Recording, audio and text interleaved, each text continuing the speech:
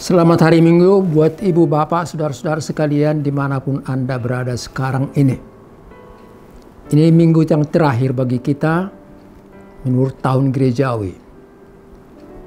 Minggu peringatan akan orang-orang yang meninggal.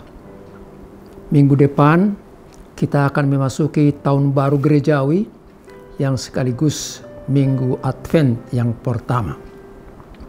Saudaraku yang kekasih, bersyukurlah kepada Tuhan sebab Dia memelihara kita. Dan kita doakan, ya Tuhan berikanlah kami kemujuran, ya Tuhan berikanlah kami keselamatan. Bimbing kami dalam pekerjaan, dalam tugas maupun dalam keluarga kami masing-masing. Amin. Kasih karunia dan damai sejahtera dari Allah Bapa kita dan dari anaknya Tuhan Yesus Kristus, itulah yang menyertai saudara-saudara sekalian. Saya akan bacakan firman Tuhan yang diperuntukkan untuk hari ini, tanggal 22 November tahun 2020. Tertulis dalam Injil Matius pasal 25, dimulai dari ayat 31 hingga ayat 46. Demikian bunyinya.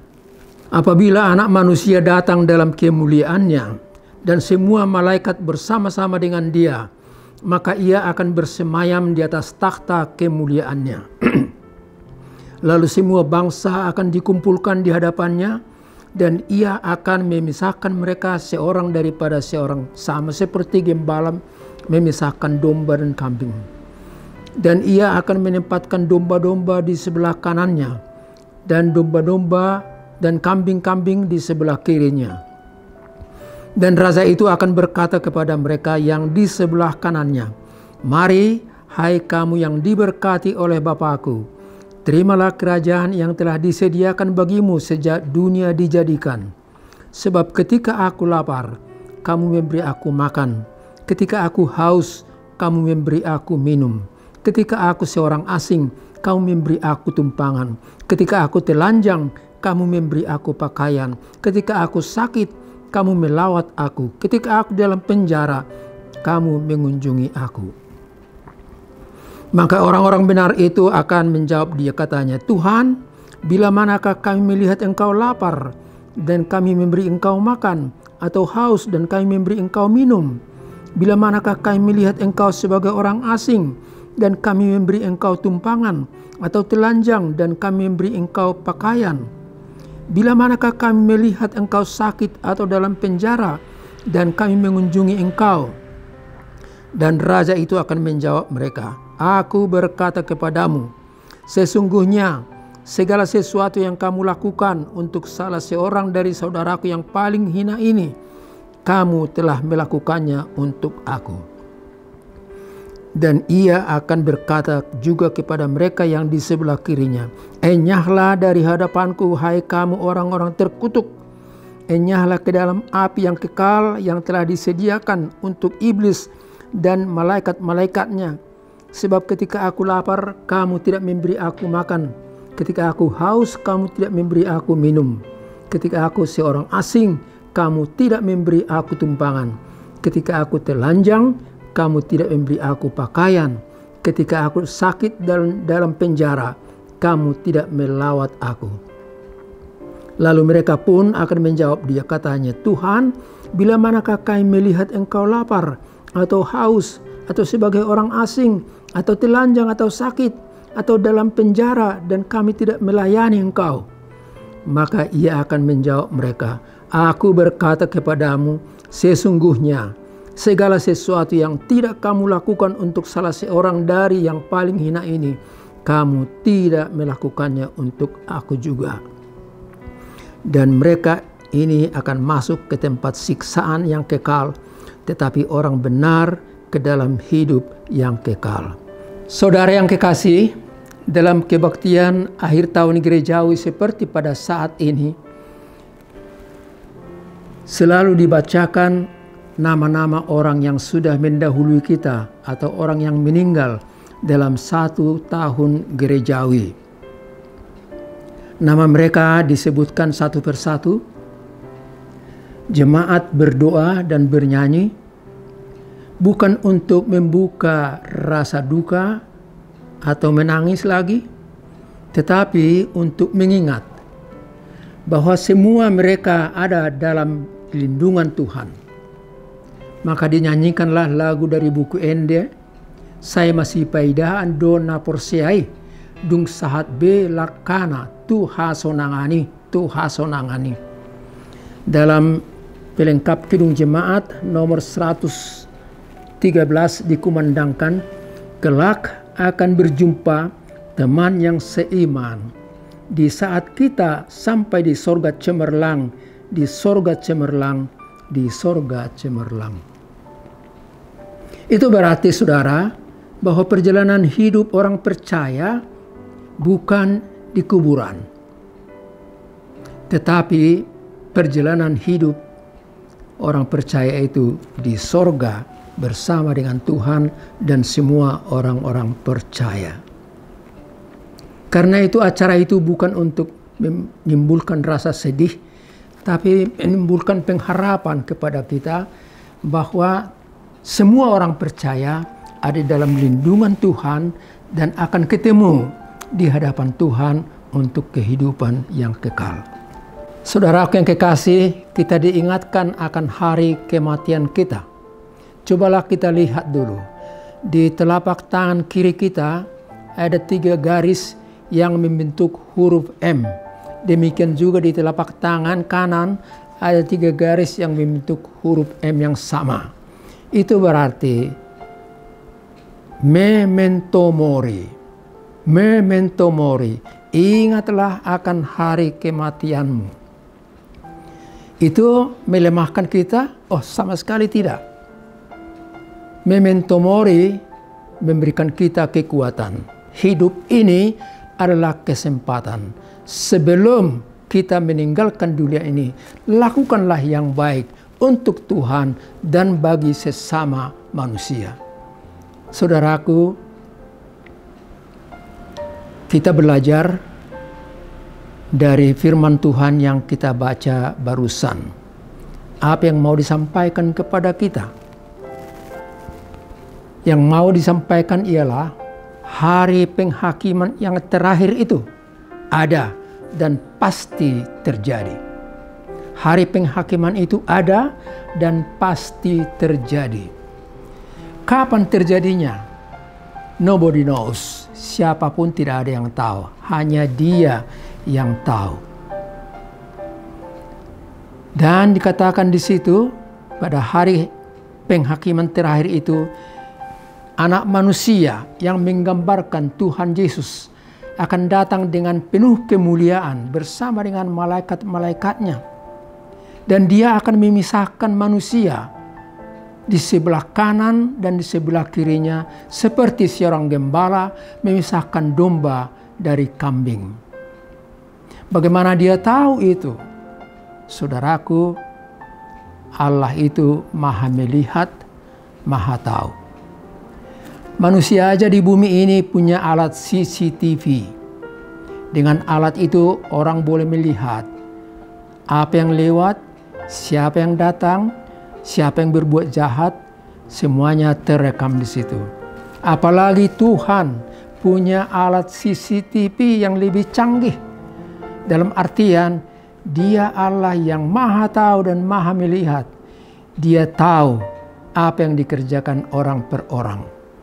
Dan itulah sebabnya dikatakan dalam hari penghakiman itu, Dia memisahkan manusia yang di sebelah kanan dengan manusia yang di sebelah kirinya. Apa yang terjadi dalam hari penghakiman itu? Tuhan Yesus berkata, "Hai kamu yang diberkati Tuhan, terimalah kerajaan Allah yang telah disediakan bagimu sejak sebelum dunia ini dijadikan." Kenapa? Oh, saat aku lapar, kamu memberi aku makan. Saat aku haus, kamu memberi aku minum. Saat aku telanjang, kamu memberi aku pakaian. Saat aku sakit, kamu mengunjungi aku di rumah sakit. Saat aku terpenjara di lembaga pemasyarakatan, kamu datang mengunjungi aku. Saat aku sebagai orang pendatang, kamu memberikan aku tumpangan. Dan orang banyak itu akan berkata, kapan itu kami lakukan kepadamu Tuhan? Dan Yesus berkata, sesungguhnya apa yang kamu lakukan terhadap salah seorang saudaraku yang paling hina ini, itu adalah kepadaku. Mari, masuklah ke dalam kerajaan Bapakku yang disediakan bagimu. Sementara yang di sebelah kiri Tuhan Yesus dikutuk dan dikatakan, enyahlah dari hadapanku, karena kamu tidak berbuat apa-apa selama dalam hidupmu. Terimalah hukuman yang kekal, penuh tangis dan ratap serta gertak gigi. Saudaraku yang kekasih, ada dua pesan yang diberikan kepada kita pada kesempatan ini. Pesan yang pertama, mari beribadah dan berbuat baik. Ibadah itu ke atas, vertikal kepada Tuhan. Tapi itu tidak lepas dari apa yang kita lakukan terhadap sesama kita, horizontal. Mari beribadah dan lakukan yang baik bagi orang lain. Tuhan Yesus mendidik kita untuk mengasihi Allah dan juga sesama. Dia katakan, kasihilah Tuhan Allahmu dengan segenap hati dan jiwamu, dengan segenap pikiranmu. Tapi juga kasihilah temanmu sesama manusia, sama seperti dirimu sendiri. Vertikal dan horizontal. Dalam kitab Nabi Yesaya pasal 58 ayat 6-7, Tuhan berkata melalui Nabi Yesaya itu, aku ingin ibadahmu dan puasa-puasamu juga kamu laksanakan, tetapi dalam kamu beribadah dan berpuasa, kamu juga membuka belenggu kelaliman, melepaskan tali kuk untuk mengikat, memerdekakan orang yang teraniaya, memecah rotimu untuk saudaramu. Artinya, saudaraku, ibadah mendorong kita untuk membebaskan penderitaan orang lain. Itu dua hal yang tidak terpisahkan. Berbuat baik bukan untuk dilihat orang. Apa yang dilakukan tangan kanan tidak perlu dilihat tangan kiri. Berbuat baik untuk kemuliaan Tuhan, for the glory of God. Paulus berkata dalam 1 Korintus pasal 10 ayat 31. Oleh sebab itu, baik makan atau minum, atau apapun yang kamu lakukan, lakukanlah itu semuanya untuk kemuliaan Tuhan. Do your best, and God will take the rest. Yang kamu lakukan tidak akan lengkap dan sempurna, tapi di belakang itu Tuhan akan melengkapi dan menyempurnakan apa yang telah kamu kerjakan. Pesan yang kedua bagi kita, perhatikan orang lain di lingkungan kita dan jadikan hidupmu berguna. Perhatikanlah orang lain di lingkungan kita dan jadikan hidupmu berguna. Syair lagu dari buku ND 716 dinama Molus Sandok Ngoluon Gok Dona Marsak Gale, atau dalam NKB 200 menolong kita untuk melihat kesusahan penderitaan manusia yang perlu ditolong.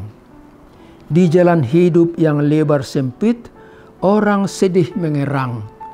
Tolong mereka yang dalam gelap, bawalah sinar terang. Pakailah aku, jadi jalan berkat-Mu, memancarkan cahayamu. buatlah aku saluran berkat bagi siapa yang risau dan penat. Saudara, syair lagu itu tadi mengajak kita untuk belajar dari doa Fransiskus dari Assisi, Italia. Fransiskus berkata, Tuhan, jadikanlah aku alat perdamaian-Mu. Biarlah kami mengasihi di mana ada kebencian, memaafkan di mana ada dendam, mempersatukan di mana ada perpecahan, menguatkan iman di mana ada kebimbangan, membawa terang di mana ada kegelapan, memberi kegembiraan di mana ada kesedihan, mencintai bukan untuk dicintai, menghibur bukan untuk dihibur, sebab di dalam memberi kami menerima, di dalam mengampuni kami diampuni, di dalam kematian kami hidup kembali untuk hidup yang sejati oleh karena Putra-Mu Yesus Kristus yang memberkati. Saudaraku, semoga renungan ini memberikan penguatan iman bagi kita dan juga sukacita untuk menjalani kehidupan ini. Minggu depan, 1 lilin akan dinyalakan menyambut tahun baru gerejawi dan Advent yang menyongsong kelahiran Tuhan Yesus Kristus dan akhir zaman.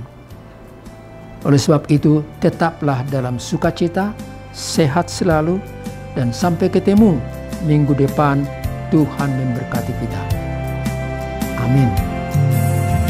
Di jalan hidup yang lebar sempit, orang sedih mengerang.